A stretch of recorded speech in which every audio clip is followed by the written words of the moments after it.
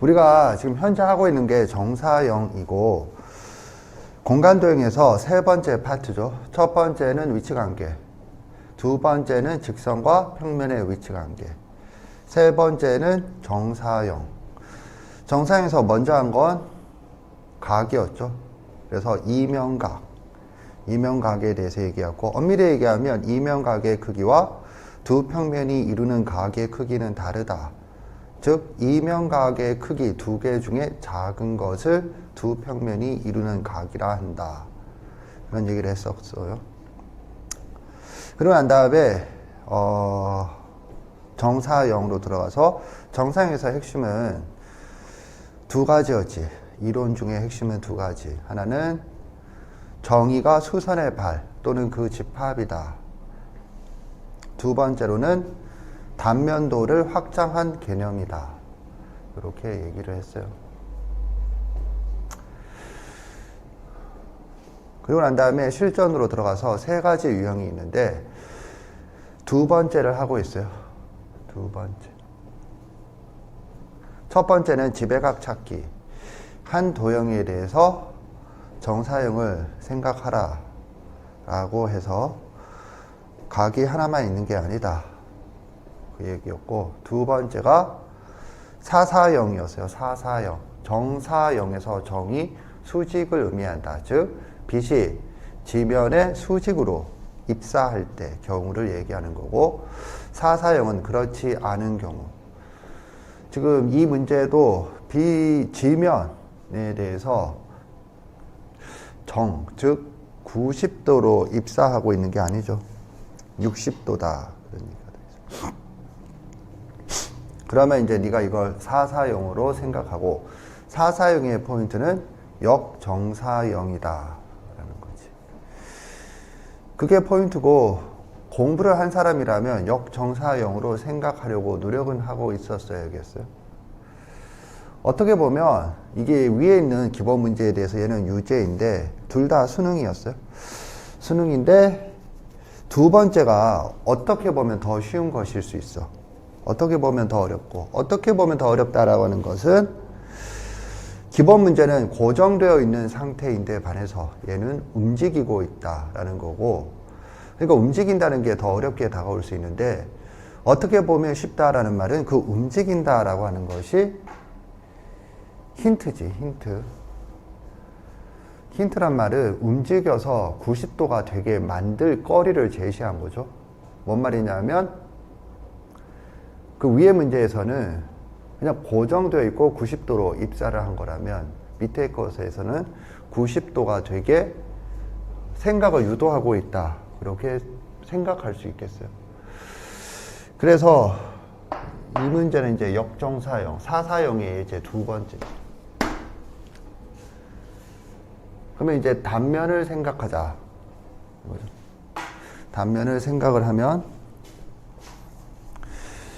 지면에 대해서 60도. 이렇게 오고 있다.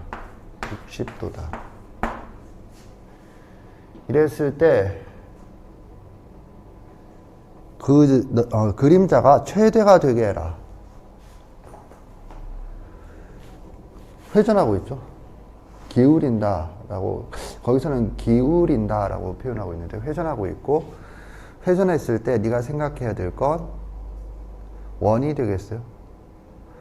그래서 그 판이 고정되어 있는 부분이 단면으로 생각했을 때 원의 중심이다. 이거죠. 그래서 이 회전한다. 이 정도 될까? 이렇게 원의 중심이 여기다. 그럼 판이 뭐? 여기에 왔을 때다. 여기가 접한다고 했을 때 이렇게. 그리고 여기가 90도가 되는 경우가 이 지면의 그림자가 최대가 된다. 이때 이게 최대다. 넓이가 최대다. 이게 포인트예요. 그렇게 본다면 뭐가? 얘가 물체고 얘가 그림자다. 그래서 지금 방향은 이렇게 제시되어 있지만 뭐 이렇게 생각하는 거죠. 이렇게. 그리고 그때 지배각은 이거 30도다. 그래서 거꾸로 생각하는 역정사형이죠. 그래서 풀이는 S 프라임 그림자, 여기 문제에서 제시한 그림자 의 넓이를 S 프라임이라면 코사인 30도는 물체의 넓이다 이거죠. 그래서 물체의 넓이가 한 변의 길이가 4인 정사각형이고 반지름의 길이가 1인 원모양이므로 4의 제곱 빼기 파이 r 제곱 이랬을 때 이게 답이다.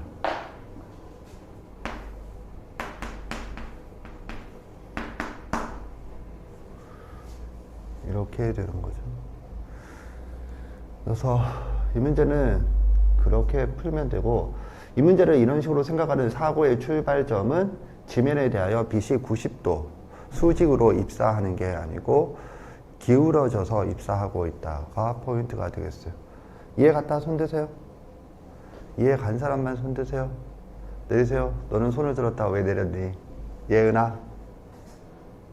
야, 예은이는 어디가 이해가 잘 안 가니? 어디가 이해가 잘 안 가는지를 모르는 거니? 그럼 이해가 가니? 오케이. 그래서 이렇게 볼 수 있겠다. 다음 문제를 풀어보겠어요. 셀을 피세요. 102페이지 587번 102페이지 587번 푸세요.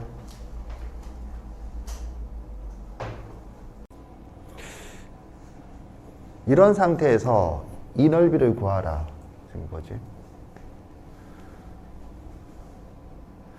그림자의 넓이는 21이다. 라고 되어 있어요. 제목은 매개형이야. 매개형. 얼추 보면 뭐랑 비슷해? 이게 사사형이죠. 사사형.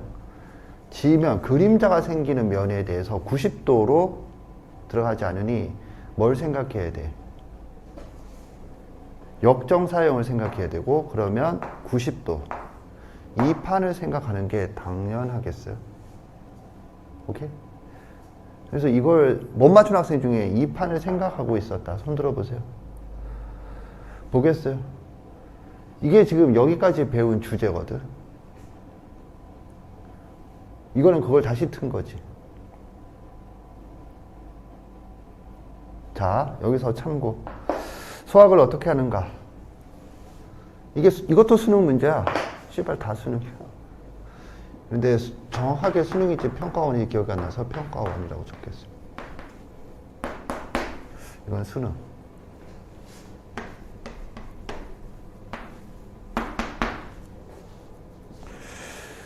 수학은 논리학이다.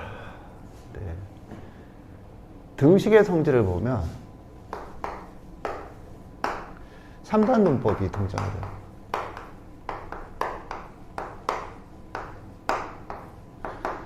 삼단 논법 하면은 모르는 사람은 없죠. 모든 인간은 뒤진다. 소크라테스는 인간이다. 따라서 소크라테스는 뒤진다. 그게 3단 논법이지. 등식의 성질이라고 하는 게 있는데, 등식의 성질을 보면 이런 게 있어. A와 C가 같다. 그리고 B와 C가 같다. 이면 A와 B가 같다. 이게 결론이지. 자, 이해가 조금 떨어지는 학생에서 얘기하면 모든 인간은 뒤진다. 소크라테스는 잠깐만, 모든 인간은 뒤진다. 이건 그렇게 되는 게 아니잖아.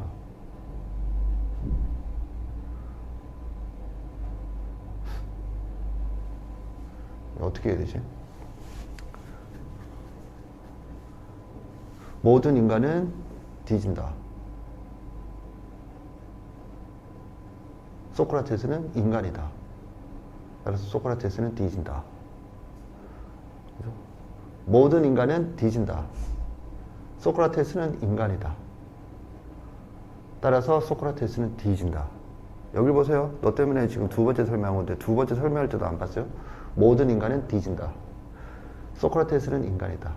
이게 소크라테스죠. 소크라테스는 따라서 뒤진다.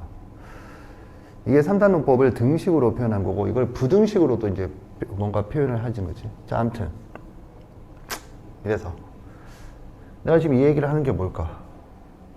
A, B, C 뭐 이런 구조. 오케이? 그래서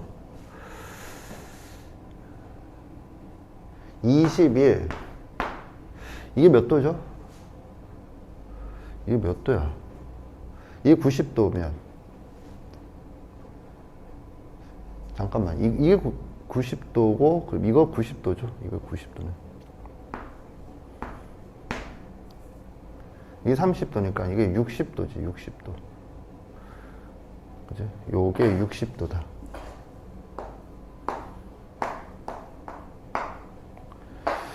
그래서 21 곱하기 코사인 60도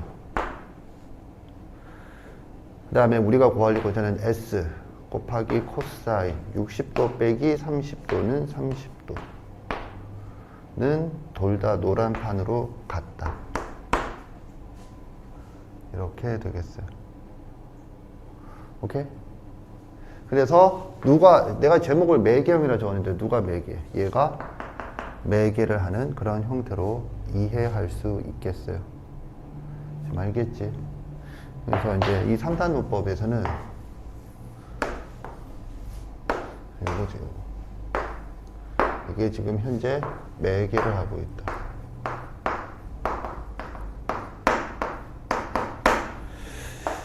알겠죠? 이렇게 해서 그 정사형의 실전 유형 세 가지. 첫 번째, 이건 네모 3번으로 하죠. 왜냐하면 동그라미를 앞에 큰 단어로 나왔던 것 같아요. 첫 번째가 지배각 찾기. 두 번째가 역정사형, 사사형이죠. 세 번째가 매개형. 이렇게 정리를 해볼 수 있겠어요. 정리하세요.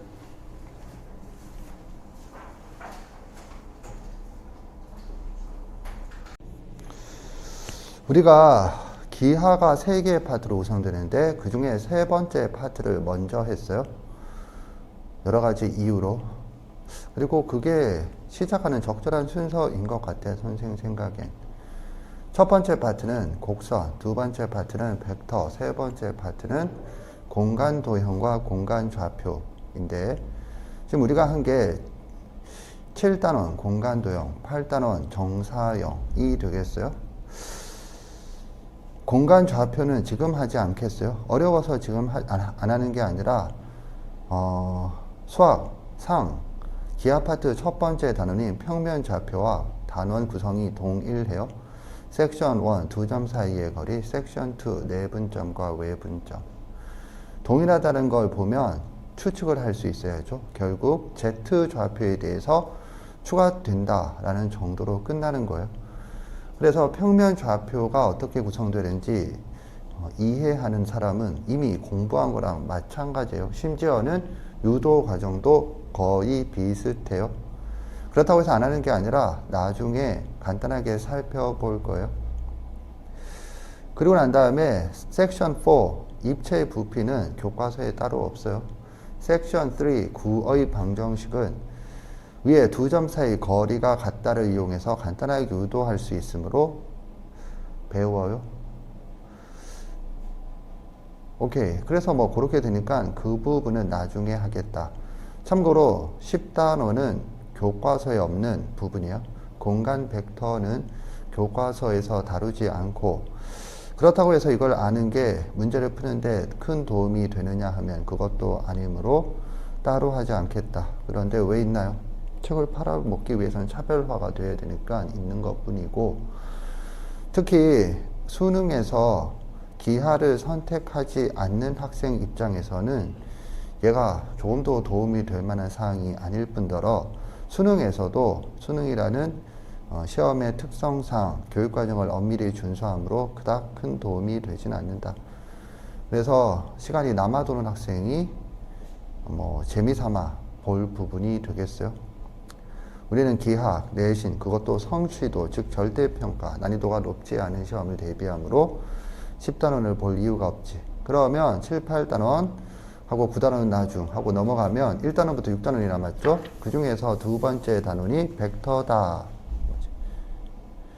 벡터를 보면 4단원부터 시작인데 벡터의 뜻과 연산, 5단원 평면 벡터의 성분과 내적, 그 다음에 6단원 직선과 원의 벡터 방정식이라고 나와요. 벡터를 배우는 최종 목적이 방정식을 유도하는 것이다 라고 생각을 하면 되는데, 이때 방정식은 사실 직선의 방정식, 원의 방정식은 수학하에서 배웠죠. 얘를 유도하려고 배우는 게 아니라 밑에 10단원에서 공간 벡터를 배운 후에 공간에서의 직선의 방정식과 공간에서 평면의 방정식, 이런 것들을 유도하기 위해서 배우는 거고, 그를 위해서 워밍업을 하는 게 직선과 원의 벡터 방정식인데, 안타깝게도 교육과정에서 공간 벡터가 빠짐으로 인해서 얘를 배우는 이유가 모호해지긴 했어요. 그런데 교육부 사람들은 월급을 받으려면 교육과정을 변경을 시켜야 되니까 본인의 월급을 위해서 빼다 보니 어처구니 없게 교과목이 됐다 정도로 이해하면 되겠어요. 여기서 중요한 건 벡터 3단원이죠. 그러면 6단원이 결론인데 6단원이 중요한 게 아니라 4, 5단원이 중요하겠어요. 4, 5단원에서 핵심적인 부분이 나와. 숙제로 4, 5, 6단원은 했죠? 지민아 했니 안 했니? 알았어. 6단원은 지금 안 해도 아무 상관없어요. 4, 5단원을 했으면 알아둬야 될 게, 여기서 기억을 해야 될 부분이 뭔가가 좀 예습을 통해서 추측이 되어야 하는데 그게 조금 힘들 수 있어요. 아무튼 보도록 하겠어요. 벡터의 정의를 확인하세요. 시작.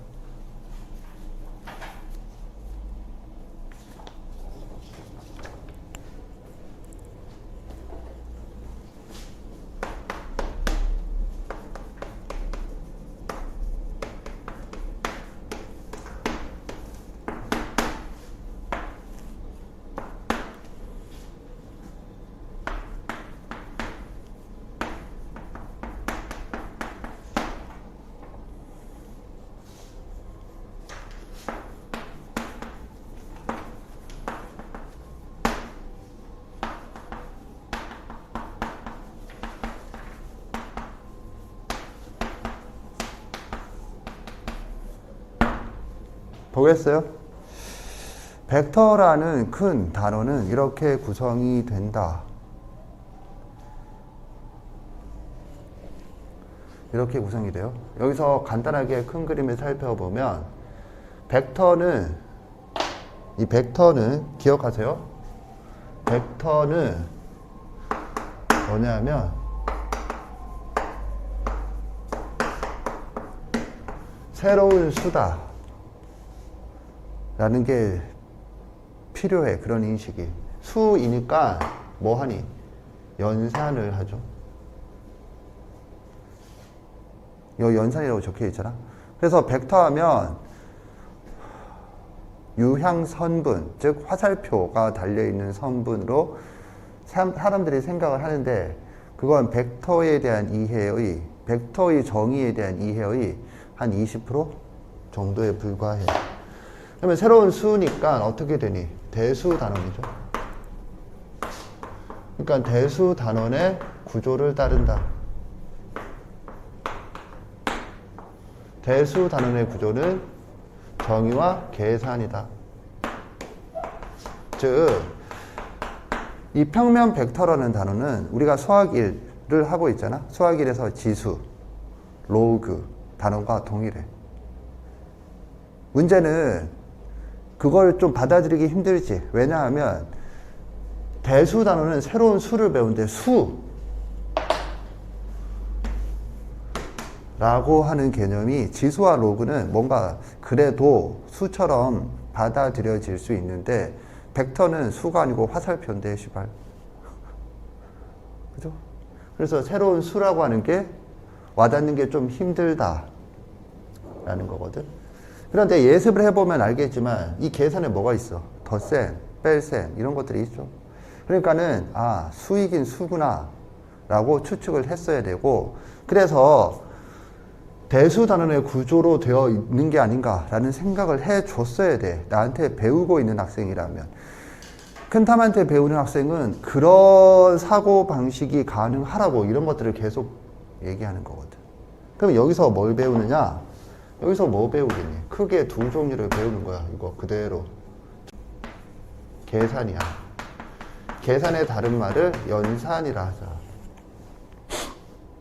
그럼 정의를 하고 난 다음에 계산에서 무슨 계산이 가능하냐? 벡터라는 수에 대해서 무슨 계산이 가능하냐라는 거죠.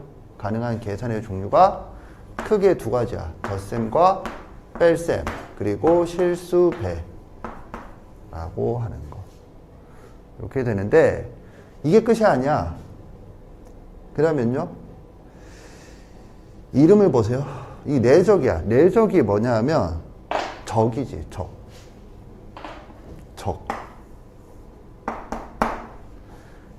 적이야. 적이 뭐야? enemy? 내부의 적이야. enemy? 뭔가 심오한 뜻. 내부의 적. 되도 않는 조크. 막 이러면. 어림없는 조크. 그럼 내적은 뭐냐? 면적이에요. 면적.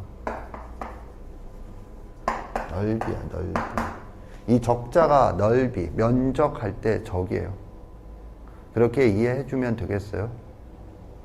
알겠죠? 넓이 하면 뭘 떠올려야 되니? 태연이? 뭐? 복수? 옥수? 곱셈? 답답하다. 두 가지 이상을 대답해야 되는데 꼭 한 가지만 얘기해. 내가 그런 거를 증오한다고 그랬어요. 싫어하는 수준이 아니고 증오해. 왜냐하면 모르는데 아는 채 가장을 하기 위해서 세 가지를 얘기하면 한 가지만 얘기하고 가만히 있지. 왜? 모르는 건 아니다 시발. 이런 거. 너는 모르는 거지. 곱셈 말고 뭐가 있어? 삼위일체잖아. 삼위일체. 그래서 곱셈 옆에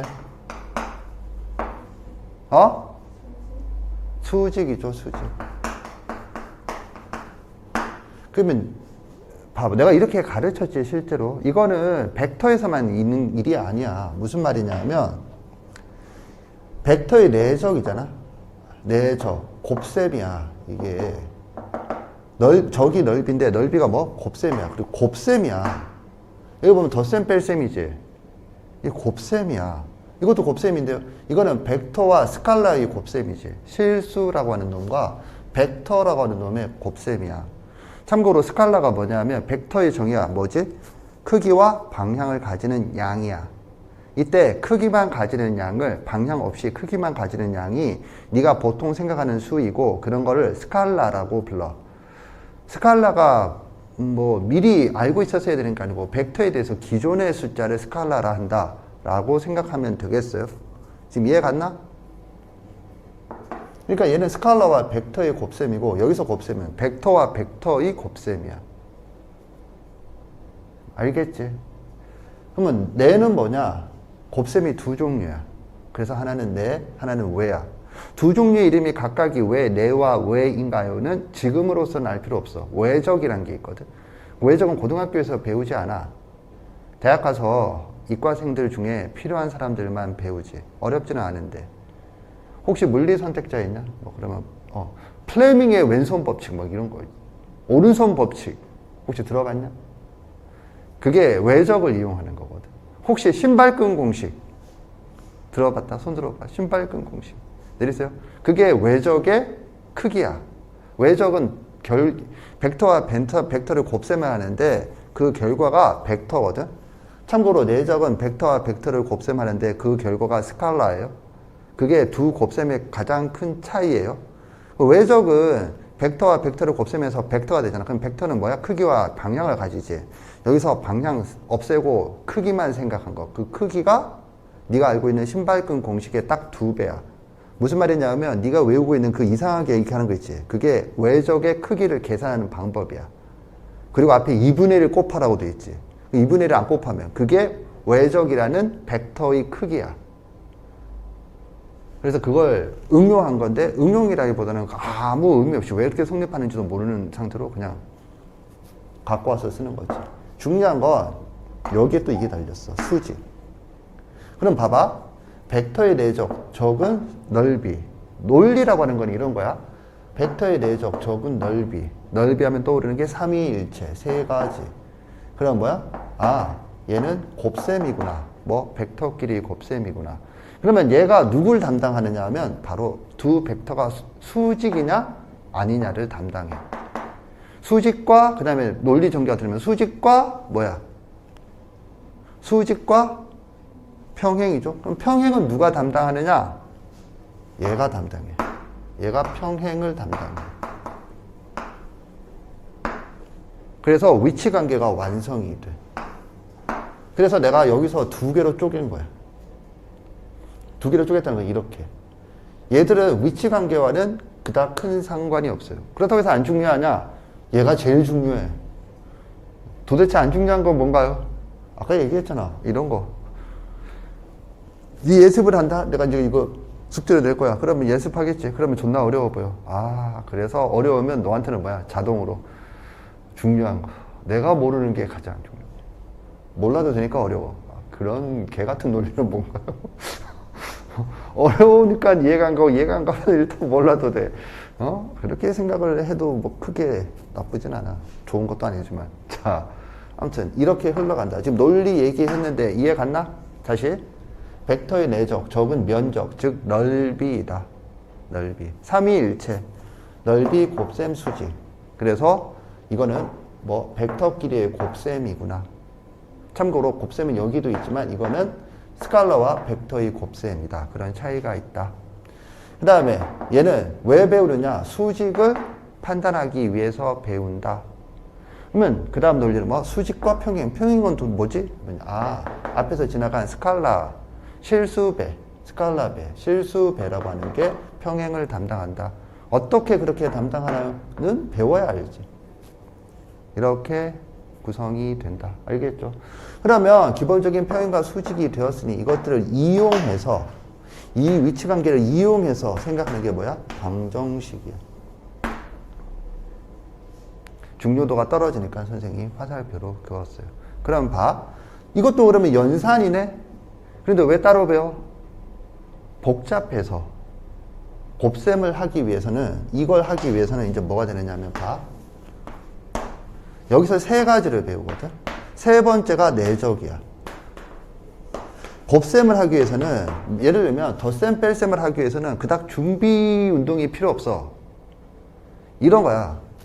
얘는 스트레칭이야. 스트레칭을 위한 준비 운동. 스트레칭을 위한 준비 운동은 뭐야? 자, 우리 스트레칭 한번 해볼까? 자, 먼저 준비 운동부터. 그렇지? 준비 운동 한번 해볼까? 자, 준비 운동을 위한 준비 운동부터 한번 해보자. 뭐 이런 느낌이거든. 근데 얘는 너가 하고 밀어 물 들어. 그러면 뒤지라 이거지. 물에 들어가 누가 밀었으면 들어가는데 심장 발작 그래서 그렇지 않기 위해서 준비 운동이 필요한데 그 준비 운동이 무려 2단계가 있어요. 2단계. 그 첫 번째가 위치 벡터라고 하는 거예요. 그래서 너보고 예습을 하라고 하는 이유는 이런 위치 벡터라고 하면 위치 벡터가 뭔지 떠오르나? 뭐 개뿔이 떠올라. 그런데 단어가는 떠올라야지. 단어는 위치 벡터란 걸 내가 했었는데 그게 이런 것 때문에 하긴 했었나 보다. 그 다음 뭐냐면 벡터의 성분. 이것도 보면은 이건 뭐 좌표가 도대체 다르게 뭐야 시골 뭐 이럴 텐데 X 성분, Y 성분이라 하지 X 좌표, Y 좌표라 하지 않아요. 아무튼 벡터의 성분 이것들이 준비 운동이에요. 그래서 얘들은 준비 운동을 거쳐서 얘를 위한 준비 운동이 얘야. 그리고 이 준비 운동을 거쳐서 내적을 하게 돼. 그러니까 내용이 많겠지. 내용이 많으니까 얘들처럼 준비 운동이 필요 없는 연산들과 동일하게 해놓으면 너무 기형적이니까 아예 다른 독립된 단어로 뺀 거야. 지금 이거 이해 갔나? 그렇게 본다면 달선한 구조에서 이 계산이 뭐니? 계산이 크게 두 개의 파트로 구성이 되는 거고 여기가 다시 두 개. 덧셈, 뺄셈, 실수배. 그 다음에 여기가 내적. 내적은 어떻게 적죠? A 벡터, B 벡터 사이에 덧셈은 덧셈, 뺄셈은 뺄셈. 여기는 이렇게. 우리가 X 곱하기 Y를 이렇게 적기도 하고 이렇게 적기도 하죠. 이 두 종류야. 벡터는 달라. 이렇게 적으면 요 사이에 이렇게 적어서 이게 뭐야? 내적이야. 이거는 외적을 할 때는 이렇게 했어요. 오케이? 아무튼 뭐 그런가 보다 싶어요. 그러면 되지. 그럼 여기서 가장 중요한 게 뭐냐? 가장 중요한 거 내적이지. 그래서 벡터를 시험을 내면 내적은 당연히 빠질 수가 없고 중요하니까 독립된 단원인데 그것보다 더 중요한 게 있어요. 그건 뭐니? 하면 이거야. 덧셈 뺄셈. 아까 중요하다고 그랬죠. 덧셈 뺄셈에 거꾸로 사고, 역사고. 역사고야. 역사고. 역사고. 보세요. A의 X승 곱하기 B의 Y승은 A의 X 플러스 Y. 얘 역사고가 뭐냐? 거꾸로 하는 게. 로그 A의 X, Y는 로그 A의 X 더하기, 근데 XY라고 하지 말고 PQ라고 하자. PQ P 더하기 로그 A의 Q다. 이 정도로 생각할 수 있어요. 사실 역사고가 아니고 이거는 얘랑 의미는 동일한 거지. 이게 뭐야? P, 이게 Q야.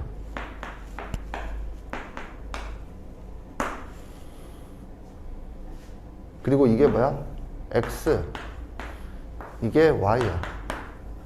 그래서 두 개는 내가 로그에서 가르친 게 그거죠. 두 개는 같은 말이다. 이거였어요. 그런데 역사고라고 지금 표현한 게 무슨 역할이냐? 이거는 두 개의 벡터라고 표현할게요. 두 개의 벡터를 하나로 바꾸는 거다라고 생각하자면 얘는 두 개가 아니고 하나의 로그를, 하나의 벡터, 로그, 즉 하나의 벡터를 두 개로 쪼갠다 이거지. 쪼갠다. 쪼갠다. 오케이? 역사고가 뭐냐면 쪼갠다. 다른 말로 분해. 엄청나게 중요해요. 얘를 모르면 벡터를 배운 것도 아니야. 분해. 그런데 분해가 내가 조금 전에 뭐라고 표현했죠? 쪼갠다 라고 표현했지. 쪼갠다 하면 뭐가 떠오르니? 기하죠. 보조선. 보조선, 기하. 그래서 이 분해라고 하는 게 논증 기하에서는 쪼갠다 이거야. 쪼갠다. 뭐? 보조선. 보조선, 논증기에서 보조선을 그리는 건 매우 중요하잖아. 그 역할을 하는 게 분해야. 분해는 덧셈 뺄셈의 거꾸로 사고야. 그러니까 덧셈 뺄셈이 중요하지. 문제는 덧셈 뺄셈이 거꾸로 사고가 중요한데 그건 생각해 본 적이 없겠죠. 예습을 통해서. 그런데 뭐가 문제냐면 이 분해라고 하는 게 교과서에도 따로 없어. 덧셈 뺄셈을 배웠으면 당연히 거꾸로 할 수 있지. 뭐 이런 족같은 요구를 너희들한테 하는 이런 개 같은 단원이 이 벡터 단원이기도 해요. 알겠지? 그래서 벡터는 이렇게 구성이 돼. 이런 걸 좀 알아야 돼. 다시 한번 빠른 속도로 정리를 하면 평면 벡터야. 얘는 새로운 수다. 따라서 대수 단원의 구조를 가지고 정의와 계산이다. 계산은 이런 것들이 있고 워낙 얘는 준비 작업이 커서 아예 빼서 준비 작업까지 빼서 이렇게 세 개의 단원을 가르치는데 세 개의 단원 중에 세 번째가 내적이고 첫 번째, 두 번째는 준비 작업이다. 얘를 위한 준비 작업이 얘야. 준비 운동에 준비 운동이야. 진짜 준비 운동에 준비 운동이 있어요. 얼마나 뭐 복잡하길래 그런가 겁낼 수 있는데 뭐 이 준비 운동이라고 하는 것 뿐이야. 별거 없어. 아무튼 그리고 이 안에 뭐가 있느냐 하면 대수, 큰 틀은 대수 단원인데 그 안에 해석기하 단원 뭐 이런 것들이 들어가요. 그게 좀 복잡해. 이 성분이 바로 평면 좌표와 같은 역할을 하는 거예요. 이게 평면 좌표와 같은 역할을 해. 다른 말로 보자면 공간 도형과 공간 좌표 있지. 그것과 또 같아. 그런 구조로 가죠. 이건 마치 이런 거야. 복잡한 단원에서는 이렇게 구성이 되는데 그런 것들을 너는 나한테 배운 사람은 그런 것들을 좀 구분할 줄 알아야 돼. 뭐냐면 삼각함수를 보면 삼각함수 오늘 할 거잖아. 오늘 할 줄도 못 할 수 있어. 앞에 수능 문제를 풀게 할 텐데 존나 못 풀면 시간이 오래 걸릴 거고 그러면 삼각함수. 아무튼 삼각함수도 좀 이렇게 복잡하거든. 단원 구조가. 삼각함수에서 이렇게 배웠던 거 마찬가지라고 하려고 했는데 보니까 삼각함수를 안 가르쳤네 아직. 그런데 선행에서는 했었죠. 삼각함수는 어떻게 구성이 된다고 그랬지? 몇도 초급에서 그지 같은데. 대수하, 해석하, 기하. 뭔 말인가요? 모르잖아? 그래서 내가 잘못 말을 꺼냈어요. 죄송해요. 자, 이제 이런 큰 틀을 알고 간단하게 이제 쭉 한번 살펴봤어요. 이 큰 틀을 알고. 그럼 다시 정석 차례를 보자. 다시 정석 차례를 보면 그렇게 구성이 되어 있는 거야. 4단원 벡터의 뜻과 연산이라고 되어 있죠. 당연히 뜻이 뭐야? 정의지. 그래서 섹션 1이 정의. 그리고 2와 3이 각각의 연산인 덧셈, 뺄셈, 그리고 실수배. 이렇게 되어 있고 위치 벡터는 정석에서 왜 여기다가 실어놨는지 나도 모르겠어요. 그런데 어쨌든 얘는 내적을 위한 준비운동의 준비운동이죠. 그 위치 벡터는 누구를 위해서 배우는 거야? 5단원의 첫 번째 섹션 1 성분. 오케이? 성분을 위해서 배우는 거고 그 다음에 내적을 하지. 내적 다음에 뭐라고 나와있어? 수직. 그지? 여기도 수직과 평행인데요. 다시 한번 얘기하지만 수직과 평행인데 내적도 평행을 다루긴 해. 다만 그닥 의미가 없어. 오히려 대수적으로 의미가 있어. 그건 또 무슨 말인가요? 들으면 들을수록 복잡해지지 아직. 그러니까 그거는 그냥 제끼고 여기서 다룬다라고 생각을 해주면 되겠어요. 그리고 난 다음에 넘기면 뭐가 나와? 얘가 나온다. 얘는 그냥 그런가 보다. 해주면 되겠어요. 이해 갔지? 그래서 네가 지금 얘와 얘를 예습을 했었다라는 거지. 정리하세요. 잠깐 쉽시다. 쉬는 동안에 뻘짓 하지 마시고 정의, 덧셈, 뺄셈 이런 거 한번 예습한 거를 복습해 보세요.